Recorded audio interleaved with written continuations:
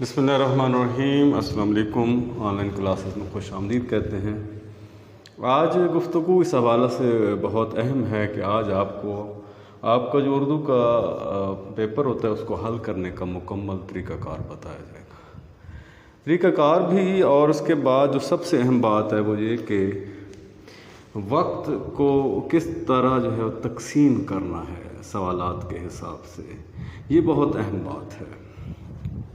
یہ اس وجہ سے اہم بات ہے کیونکہ بعض اوقات اردو کا پیپر ہم جب لکھنا شروع کرتے ہیں تو پھر کیونکہ یہ طوالت کے لحاظ سے دوسرے آپ کے جتنے پیپر ہیں ان سے منفرد ہوتا ہے، تو ہمارا آدھا سوال یا ایک سوال رہ جاتا ہے، تو پھر اس سے بہت نقصان ہو جاتا ہے۔ مثال کے طور پر اگر کسی بچے کا 10 نمبر کا یا 5 نمبر کا سوال رہ گیا لکھنے سے، تو اس کے جو مجموعی نمبر ہیں وہ پھر جو مکمل نمبر ان میں سے نہیں آئیں گے۔ یعنی آپ کا 75 نمبر کا پیپر ہے، آپ کا 10 نمبر کا سوال رہ گیا خدا نخواستہ، تو اب آپ کے جو نمبر آئیں گے وہ 65 نمبر میں سے آئیں گے، وہ 75 میں سے نہیں ہوں گے، کیونکہ آپ نے 10 نمبر تو حل ہی نہیں کیے۔ تو اس بات سے بچنے کے لیے آج یہ بات بتانا بہت ضروری ہے کہ پرچہ کو حل کرنے کا طریقہ کار کیا ہوتا ہے۔ طریقہ کار کو سمجھنے سے پہلے آپ کو پہلا لیکچر دیکھنا ہوگا جس میں پیپر پیٹرن بتایا گیا ہے، کیونکہ پیپر پیٹرن کا جب آپ کو علم ہوگا، جب آپ جانتے ہوں گے کہ کون سا سوال آتا ہے، کتنے نمبروں کا آتا ہے، تو پھر آپ بات جو ہے وہ آسانی سے سمجھ پائیں گے۔ تو اس میں آپ کو جیسا کہ میں نے پہلے لیکچر میں بتایا تھا کہ جو آپ کا معروضی پیپر آپ کو دیا جاتا ہے اس میں 15 MCQs ہوتے ہیں اور 20 منٹ اس کے لیے ہوتے ہیں۔ تو ذرا دیکھیے، آپ کا جو معروضی پیپر ہوتا ہے اس میں 15 نمبر ہوتے ہیں اس کے، اور اس کے لیے وقت ہوتا ہے 20 منٹ، اور یہ آپ کا سوال نمبر 1 ہوتا ہے، یہ میں نے آپ کو بتایا تھا۔ تو ان جو 15 MCQs ہیں، 15 کثیر الانتخابی سوالات ہیں، ان کو حل کرنے کے لیے آپ کے پاس 20 منٹ ہوتے ہیں، اور 20 منٹ ان 15 سوالات کو حل کرنے کے لیے کافی ہیں۔ اس میں نے آپ کو جو بات بتائی تھی جو سب سے اہم ہے اس سوال میں، کیونکہ معروضی سوال میں غلطی کی گنجائش نہیں ہوتی۔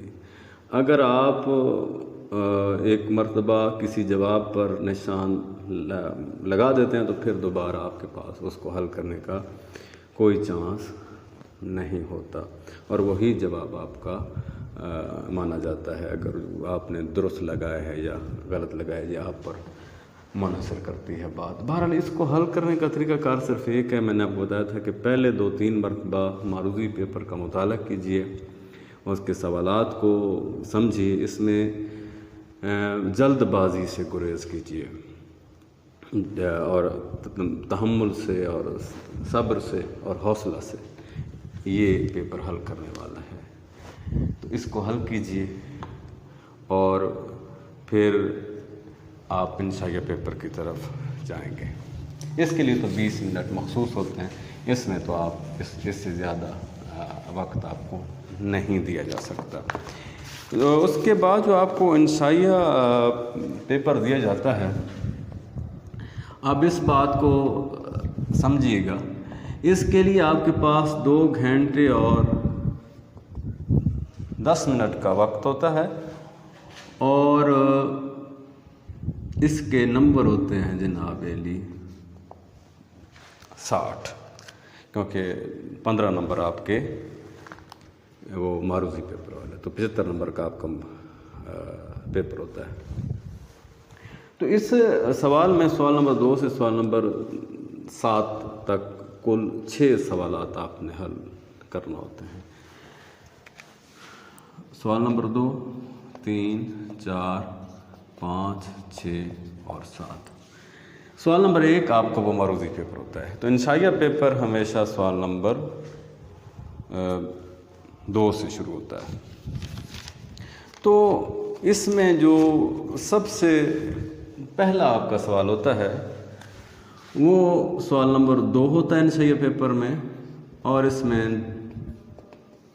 नज़म और गज़ल के अशार की तशरीह लिखने को कहा जाता है। 2 अशार हिस्सा नज़म से और 3 अशार हिस्सा गज़ल से, या बाज़ों का 3 अशार हिस्सा नज़म से और 2 अशार हिस्सा गज़ल से। ये जो पेपर बनाने वाला है उस पर इन्हिसार है कि वो आपको 3 अशार नज़म के दे या 2 गज़ल के ये दे, या 2 गज़ल के दे या 3 नज़म। अमूमन 3 अशार नज़म के होते हैं और 2 हिस्सा गज़ल से होते हैं।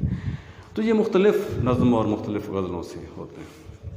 इसको हल करने के लिए यानी मजमूई तौर पर आपने 5 अशार की तशरीह लिखेंगे आप, 5 अशार की मजमूई तौर पर। तो एक शेर की तशरीह अमूमन 1 सफ़े पर मुश्तमिल होना चाहिए। तो ये उस वक्त मुमकिन हो सकेगा जब आपको ये याद होगी। और आज तो फिर हमने इन 2 घंटे और 10 मिनट में इन सारे पर्चे को हल भी करना है, और फिर हल करने के बाद हम ये भी चाहते हैं कि हमारे पास कोई 10-15 मिनट बच भी जाए, ताकि हम एक मर्तबा पेपर को देख सकें कि कोई गलती हो गई है तो उसका अज़ाला किया जा सके, कुछ हमने गलत लिखा है तो उसको ठीक किया जा सके, या मार्कर का इस्तेमाल जहाँ जहाँ पे रह गया है वहाँ पे हम कर सकें, उसके बाद हाशिया लगा सकें और इस तरह की दीगर बातें। तो इसके लिए आप फ़र्ज़ करें मखसूस करते हैं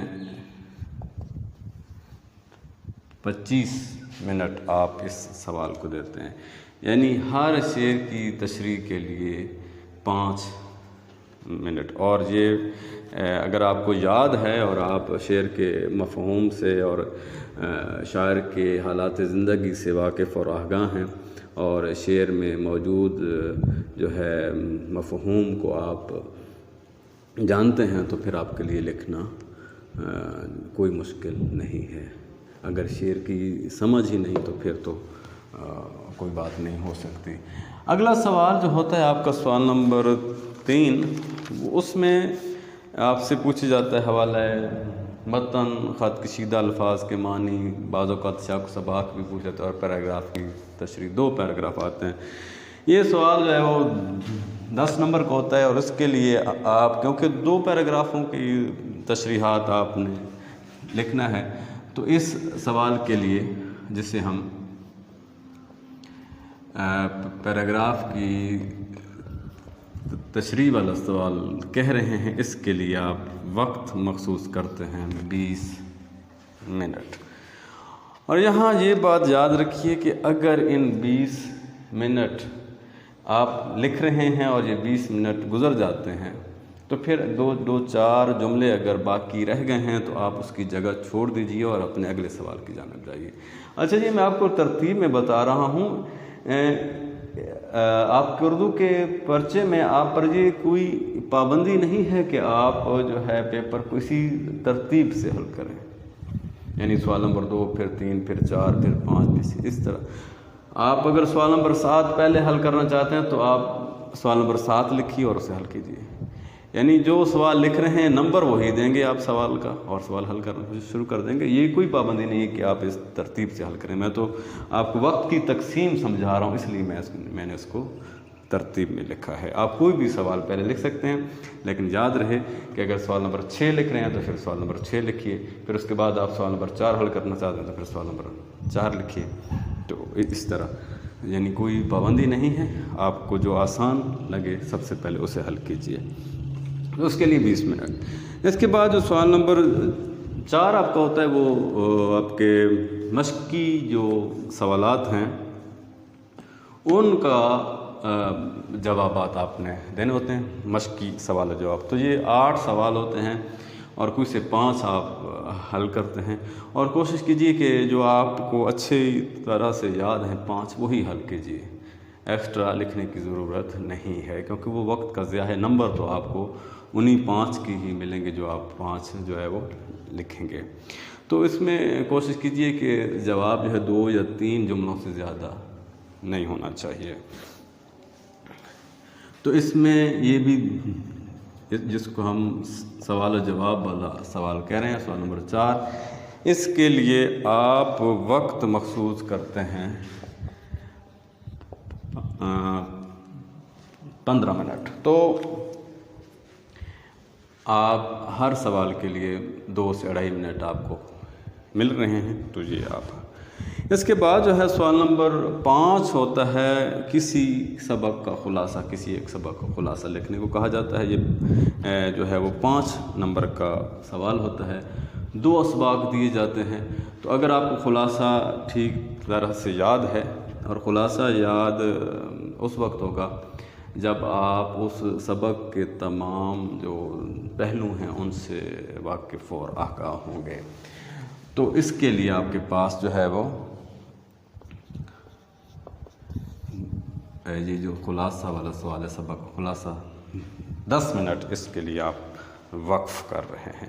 اس کے بعد بہت اہم آپ کا سوال نمبر 6 ہے، وہ ہے مضمون۔ 3 عنوانات ہوتے ہیں، کسی ایک عنوان پر آپ نے تفصیل کے ساتھ مضمون لکھنا ہے، اور میٹرک میں یہ اجازت ہوتی ہے کہ آپ مضمون ہیڈنگز کی صورت میں لکھیے، یعنی سرخیاں دیجئے اور پھر اسے لکھیے۔ تو یہ بڑا آسان ہوتا ہے پھر، یعنی 10 12 14 20 آپ ہیڈنگز دیں اور پھر ان پر لکھیں۔ لیکن مضمون میں جو میرا مضمون پر لیکچر ہے اسے آپ غور سے دیکھیے گا، تو وہاں میں نے اس کو تفصیل سے بتایا ہے کہ پھر مضمون میں جو اس کی ترتیب ہے اس کا خیال رکھنا بہت ضروری ہے، تاکہ جو بات ہم نے شروع میں بیان کرنی ہے اسے ابتدا میں بیان کریں، اور جو درمیان میں ہے اسے درمیان، جو آخر پہ ہے اسے آخر پہ۔ تو مضمون کی خاصیت یہ ہے کہ اسے ایک ترتیب سے بیان کیا جائے۔ اس کے لیے آپ آدھا گھنٹہ وقف کر دیں، 30 منٹ۔ تو آپ اس کو ذرا دیکھ لیں، 25 اور 20 45 منٹ، اور 15 1 گھنٹہ ہو گیا، 1 گھنٹہ 10 منٹ، اور 1 گھنٹہ اور 40 منٹ آپ کے صرف ہو چکے ہیں 6 سوالات پر، اور ٹوٹل وقت ہے آپ کے پاس 2 گھنٹے اور 10 منٹ، یعنی آدھا گھنٹہ بھی آپ کے پاس باقی ہے۔ تو اگلا جو سوال ہوتا ہے سوال نمبر 7، جو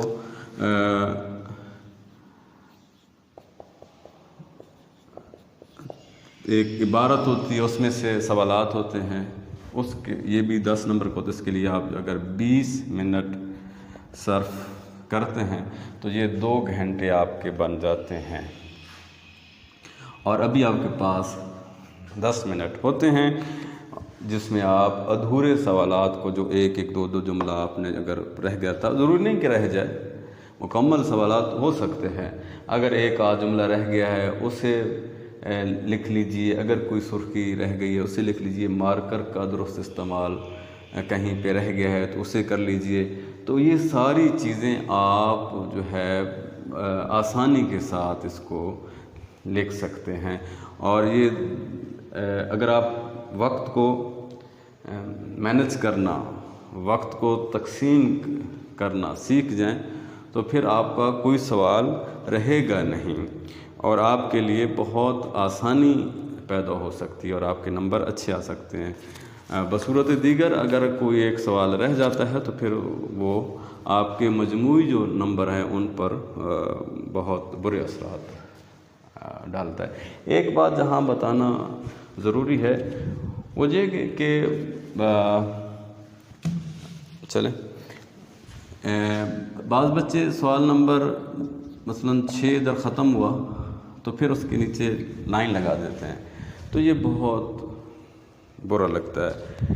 اس کو آسان طریقہ یہ ہے کہ آپ نے سوال نمبر 6 ہے اس کو لکھا ہے، اور اب آپ اگلا سوال حل کرنا چاہتے ہیں تو درمیان میں لائن لگانے کے بجائے آپ سوال نمبر 7 لکھیے، تو یہ اس سوال اور یہ جو ہم نے سوال لکھا ہے اس کے درمیان علیحدہ جو ہوتا ہے وہ علیحدگی ہو جاتی ہے اس میں، یہ سوال ضروری کی علیحدگی کے لیے آپ اس میں لائن لگائیں، یہ عام بات ہے، آپ کو یہ بہت عام بات لگے گی، لیکن یہی عام بات پھر اہم بات بھی بن جاتی ہے جب ہم اس کا استعمال کرتے ہیں۔ تو یہ آج آپ کو میں نے پیپر کی تقسیم بتائی ہے وقت کی، تاکہ ہم پھر اس جس سوال کی جتنی اہمیت ہے اس کو اتنا ہی وقت دیں، اور یہ ان بچوں کے لیے جنہیں یہ ساری چیزیں یاد ہوں، یعنی مضمون کے لیے آدھا گھنٹہ ہے تو مضمون میں آپ 18-20 ہیڈنگ جو ہے وہ بہت ہی آسانی کے ساتھ آدھے گھنٹے میں لکھ سکتے ہیں اگر مضمون یاد ہے تو۔ اگر یاد نہیں ہے تو پھر آپ 24 گھنٹے بھی بیٹھے رہیں تو آپ ایک لفظ نہیں لکھ پائیں گے، تو اس کے لیے یاد ہونا بہت ضروری ہے، اور مضمون اس وقت یاد ہوتا ہے جب آپ اپنے ہاتھ سے لکھتے ہیں۔ آج کوئی گفتگو کا اختتام اسی بات پر کرتے ہیں کہ یہ چیزیں یاد رکھنے والی ہیں، اور یہ جب آپ کا سلیبس ختم ہو جائے گا تو پھر بھی ہم آپ کو یاد دہانی کرائیں گے، تاکہ آپ اگر امتحان میں جائیں تو یہ سارے نکات آپ کے ذہن میں ہوں۔ کوئی بھی سوال ہو تو آپ مجھ سے پوچھ سکتے ہیں، اسی طرح اگلے لیکچر میں آپ کا سلیبس جاری رہے گا۔ خدا حافظ۔